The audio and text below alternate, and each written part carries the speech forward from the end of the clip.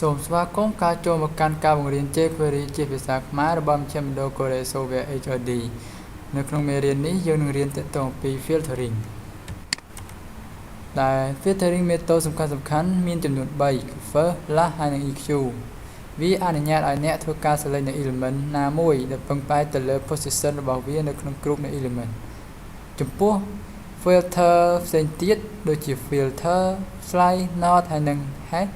អនុញ្ញាតឲ្យយើងធ្វើការ select នៅ element ដែលគូកងឬមិនគូកងទៅតាមភាពជាក់ស្ដែង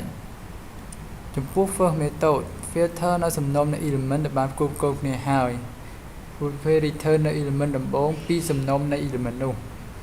ហើយខាងក្រោមគឺជាឧទាហរណ៍នៃការ select p element ដំបូងនៅក្នុង div element last method filter នៅសំណុំនៃ element ដែលបានគូកងគ្នាហើយ return element ចុងក្រោយពីសំណុំនៃ element នោះ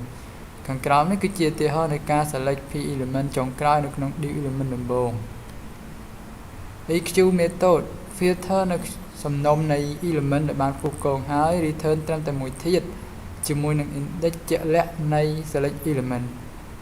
ចំនួន index ចាប់ផ្ដើមពី0ដូច្នេះ element ដំបូងនឹងមានចំនួន index 0និងមិនមែនជាមួយឡើយហើយខាងក្រោមគឺជាឧទាហរណ៍នៃការ select p element ទី2មានន័យថាចំនួន index ទី1 filter method អាចយក selector ឬក៏ function មួយជា argument របស់វាដើម្បីធ្វើការ filter នៃសំណុំនៃ element ដែលគូកងដោយពឹងផ្អែកទៅលើភាពជាក់ស្ដែងខាងក្រោមជាឧទាហរណ៍នៃការ return p element ទាំងអស់ជាមួយនឹង class name throw intro ចំពោះ hash method filter នៅសំណុំនៃ element ដែលបានគូកងហើយ return element ទាំងនេះដែលមាន descendant element ខាងក្រោមនេះគឺជាឧទាហរណ៍នៃការ return lee element ទាំងអស់ដែលមាន descendant ul not method ត្រូវបានគូកង element និង return element ទាំងអស់ដែលមិនបានជួបនៅលក្ខខណ្ឌដែលបានបញ្ជាក់នោះចំណែក not method គឺផ្ទុយពី filter ហើយខាងក្រោមគឺជាឧទាហរណ៍នៃការ return p element ទាំងអស់ដែលមិនមាន class name ឈ្មោះ intro slide method filter សំណុំ element ដែលបានគូកងដែលបានបញ្ជាក់នៅ range នៃ index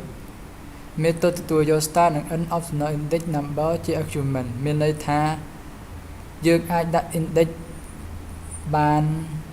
តាមអ្វីដែលយើងត្រូវការខាងក្រោមនេះជាឧទាហរណ៍នៃ lee element ទី1និងទី2នៅក្នុង ul element ដោយការបន្ថែម class dot highlight ហើយសម្រាប់ការតែជាក់ស្ដែងយើងនឹងធ្វើការ demo code តាក់ទងនឹង method នានា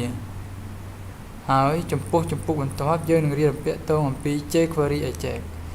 សូមអរគុណចំពោះក្រុមស្រាវជ្រាវហើយនឹងផលិតវីដេអូដែលបានរៀបចំ slide នេះឡើងមក